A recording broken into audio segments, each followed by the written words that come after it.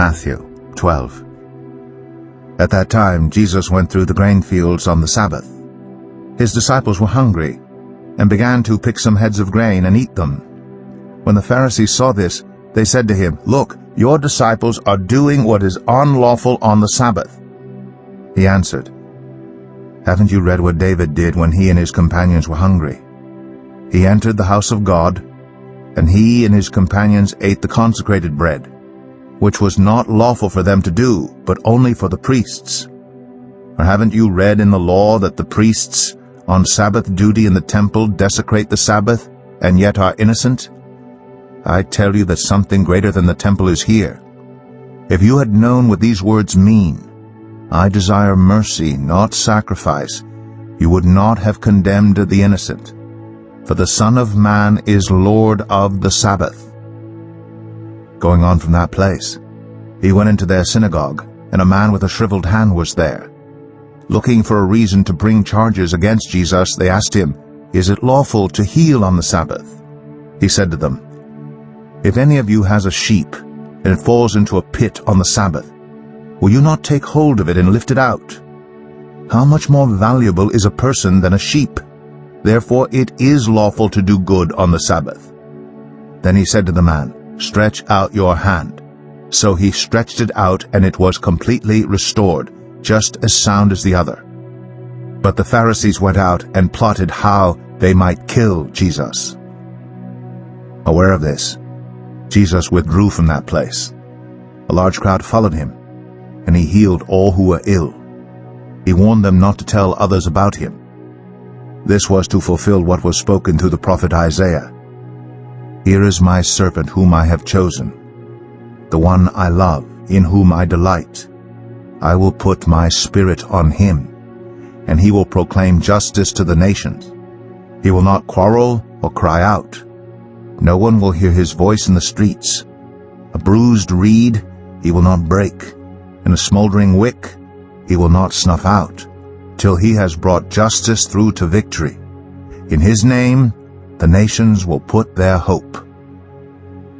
Then they brought him a demon-possessed man who was blind and mute, and Jesus healed him, so that he could both talk and see. All the people were astonished and said, "Could this be the son of David?" But when the Pharisees heard this, they said, "It is only by Beelzebul, the prince of demons, that this fellow drives out demons." Jesus knew their thoughts and said to them, "Every kingdom divided against itself will be ruined, and every city or household divided against itself will not stand. If Satan drives out Satan, he is divided against himself.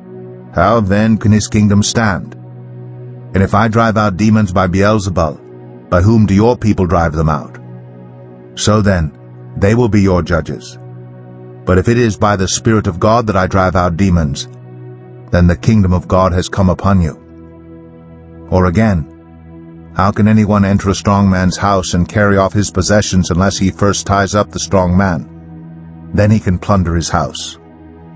Whoever is not with me is against me, and whoever does not gather with me scatters. And so I tell you, every kind of sin and slander can be forgiven, but blasphemy against the Spirit will not be forgiven. Anyone who speaks a word against the Son of Man will be forgiven, but anyone who speaks against the Holy Spirit will not be forgiven, either in this age or in the age to come. Make a tree good, and its fruit will be good, or make a tree bad, and its fruit will be bad. For a tree is recognized by its fruit. You brood of vipers, how can you who are evil say anything good? For the mouth speaks what the heart is full of. A good man brings good things out of the good stored up in him, and an evil man brings evil things out of the evil stored up in him. But I tell you that everyone will have to give account on the day of judgment for every empty word they have spoken. For by your words you will be acquitted, and by your words you will be condemned." Then some of the Pharisees and teachers of the law said to him, "Teacher, we want to see a sign from you." He answered, "A wicked and adulterous generation asks for a sign, but none will be given it except the sign of the prophet Jonah. For as Jonah was 3 days and 3 nights in the belly of a huge fish, so the Son of Man will be 3 days and 3 nights in the heart of the earth. The men of Nineveh will stand up at the judgment with this generation and condemn it. For they repented at the preaching of Jonah, and now something greater than Jonah is here. The queen of the south will rise at the judgment with this generation and condemn it. For she came from the ends of the earth to listen to Solomon's wisdom, and now something greater than Solomon is here. When an impure spirit comes out of a person, it goes through arid places seeking rest and does not find it. Then it says, I will return to the house I left. When it arrives, it finds the house unoccupied, swept clean, and put in order. Then it goes and takes with it 7 other spirits more wicked than itself, and they go in and live there. And the final condition of that person is worse than the first. That is how it will be with this wicked generation.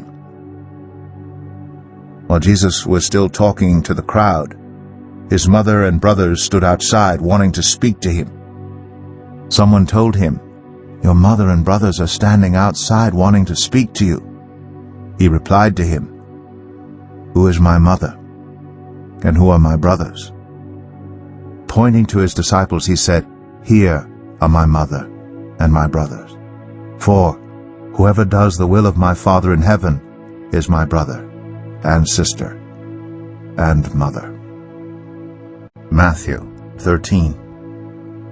That same day Jesus went out of the house and sat by the lake. Such large crowds gathered around him that he got into a boat and sat in it, while all the people stood on the shore. Then he told them many things in parables, saying, A farmer went out to sow his seed. As he was scattering the seed, some fell along the path, and the birds came and ate it up. Some fell on rocky places, where it did not have much soil. It sprang up quickly because the soil was shallow. But when the sun came up, the plants were scorched, and they withered because they had no root.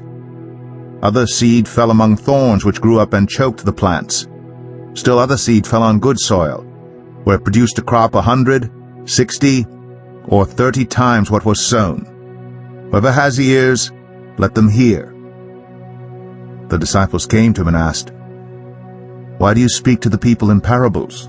He replied, Because the knowledge of the secrets of the kingdom of heaven has been given to you, but not to them. Whoever has will be given more, and they will have an abundance. Whoever does not have, even what they have will be taken from them. This is why I speak to them in parables. Though seeing they do not see, though hearing they do not hear or understand. In them is fulfilled the prophecy of Isaiah. You will be ever hearing but never understanding. You will be ever seeing but never perceiving. For this people's heart has become calloused. They hardly hear with their ears, and they have closed their eyes. Otherwise they might see with their eyes, hear with their ears, understand with their hearts, and turn, and I would heal them. But blessed are your eyes because they see, and your ears because they hear. For truly I tell you, many prophets and righteous people long to see what you see, but did not see it, and to hear what you hear, but did not hear it. Listen then to what the parable of the sower means. When anyone hears the message about the kingdom and does not understand it, the evil one comes and snatches away what was sown in their heart. This is the seed sown along the path. The seed falling on rocky ground refers to someone who hears the word and at once receives it with joy. But since they have no root, they last only a short time. When trouble or persecution comes because of the word, they quickly fall away. The seed falling among the thorns refers to someone who hears the word, but the worries of this life and the deceitfulness of wealth choke the word, making it unfruitful. But the seed falling on good soil refers to someone who hears the word and understands it. This is the one who produces a crop yielding 100, 60, or 30 times what was sown. Jesus told them another parable. The kingdom of heaven is like a man who sowed good seed in his field. But while everyone was sleeping, his enemy came and sowed weeds among the wheat and went away. When the wheat sprouted and formed heads, then the weeds also appeared. The owner's servants came to him and said, Sir, didn't you sow good seed in your field? Where then did the weeds come from?" "An enemy did this," he replied. The servants asked him, "Do you want us to go and pull them up?" "No," he answered, "because while you are pulling the weeds, you may uproot the wheat with them. Let both grow together until the harvest. At that time I will tell the harvesters, 'First collect the weeds and tie them in bundles to be burned. Then gather the wheat and bring it into my barn.'" He told them another parable. "The kingdom of heaven is like a mustard seed, which a man took and planted in his field.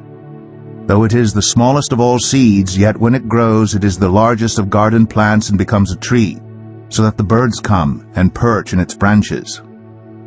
He told them still another parable. "The kingdom of heaven is like yeast that a woman took and mixed into about 60 pounds of flour until it worked all through the dough." Jesus spoke all these things to the crowd in parables. He did not say anything to them without using a parable. So was fulfilled what was spoken through the prophet, "I will open my mouth in parables. I will utter things hidden since the creation of the world." Then he left the crowd and went into the house. His disciples came to him and said, "Explain to us the parable of the weeds in the field." He answered, "The one who sowed the good seed is the Son of Man. The field is the world, and the good seed stands for the people of the kingdom. The weeds are the people of the evil one, and the enemy who sows them is the devil. The harvest is the end of the age, and the harvesters are angels. As the weeds are pulled up and burned in the fire, so it will be at the end of the age. The Son of Man will send out his angels, and they will weed out of his kingdom everything that causes sin and all who do evil. They will throw them into the blazing furnace, where there will be weeping and gnashing of teeth. Then the righteous will shine like the sun in the kingdom of their Father. Whoever has ears, let them hear. The kingdom of heaven is like treasure hidden in a field. When a man found it, he hid it again, and then in his joy went and sold all he had and bought that field. Again, the kingdom of heaven is like a merchant looking for fine pearls. When he found one of great value, he went away and sold everything he had and bought it. Once again, the kingdom of heaven is like a net that was let down into the lake and caught all kinds of fish. When it was full, the fishermen pulled it up on the shore. Then they sat down and collected the good fish in baskets, but threw the bad away. This is how it will be at the end of the age. The angels will come and separate the wicked from the righteous, and throw them into the blazing furnace, where there will be weeping and gnashing of teeth. "Have you understood all these things?" Jesus asked. "Yes," they replied. He said to them, "Therefore every teacher of the law who has become a disciple in the kingdom of heaven is like the owner of a house who brings out of his storeroom new treasures as well as old." When Jesus had finished these parables, he moved on from there. Coming to his hometown, he began teaching the people in their synagogue, and they were amazed. "Where did this man get this wisdom and these miraculous powers?" they asked. "Isn't this the carpenter's son? Isn't his mother's name Mary? And aren't his brothers James, Joseph, Simon, and Judas? Aren't all his sisters with us? Where then did this man get all these things?" And they took offense at him. But Jesus said to them, "A prophet is not without honor except in his own town and in his own home." And he did not do many miracles there because of their lack of faith.